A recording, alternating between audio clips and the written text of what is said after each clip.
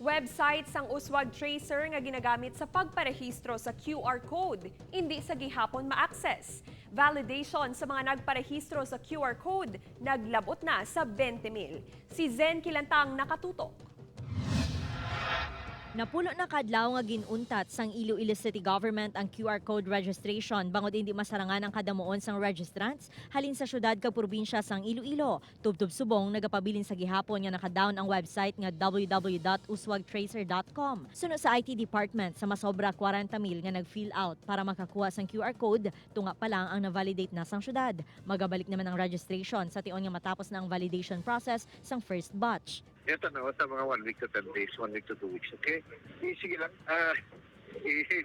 amat-amat lang ta para sigurado ato na every step na ginabra, okay?